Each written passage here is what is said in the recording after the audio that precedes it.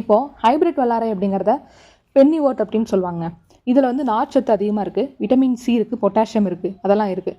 நாட்டு வல்லாரை கீரையில் இருக்கிற அளவுக்கு இது வந்து மருத்துவ பயன்பாட்டுக்கு யூஸ் ஆகுது அப்படின்னு கேட்டால் அது இல்லை தாங்க. ஏன்னா நாட்டு வல்லாரை கீரையில் இருக்கிற வேதிப்பொருட்கள் ரொம்ப அதிகம். அது வந்து மூலிகையாகவும் யூஸ் பண்ணுறோம், மருத்துவ பயன்பாட்டுக்கும் யூஸ் ஆகுது. ஆனால் ஹைப்ரிட் வல்லாரை மருத்துவ பயன்பாட்டுக்கு யூஸ் பண்ணுறது கிடையாது. பட் இது ஒரு ஜஸ்ட் ஒரு உணவுப் பொருளாக யூஸ் பண்ணிகிட்ருக்கோம். இப்போ நாட்டு வல்லாரை கீரையில் கசப்பு சுவை அதிகமாக இருக்கும், ஹைப்ரிட் வல்லாரை கீரையில் கசப்பு சுவை கம்மியாக இருக்கும். நாட்டு வல்லாரை கீரை சாஃப்டாக இருக்கும், இதில் ஹைப்ரிட் வல்லாரை கீரையில் கெட்டி இலைகள் இருக்கும். இதுதாங்க ரொம்ப டிஃப்ரென்ஸ்.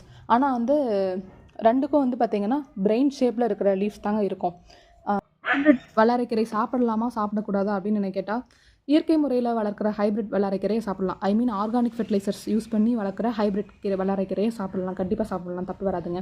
பட் ஆனால் ஆர்டிஃபிஷியல் ஃபெர்டிலைசர்ஸோ இல்லை கெமிக்கல்ஸோ யூஸ் பண்ணுற ஹைப்ரிட் வல்லாரைக்கீரையை கொஞ்சம் அவாய்ட் பண்ணிக்கிறது நல்லது.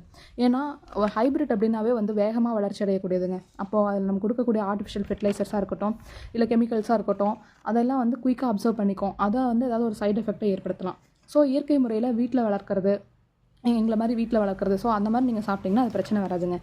ஓகே, இந்த மாதிரி நிறையா கண்டென்ட்ஸையும் பிளான்டேஷன், அப்புறம் கார்டனிங், மூலிகை பொருட்கள் பற்றின கண்டென்ட்ஸ் இதெல்லாம் நிறைய பார்க்குறதுக்கு எங்களோட சேனலை சப்ஸ்கிரைப் பண்ணிக்கோங்க. தேங்க்யூ.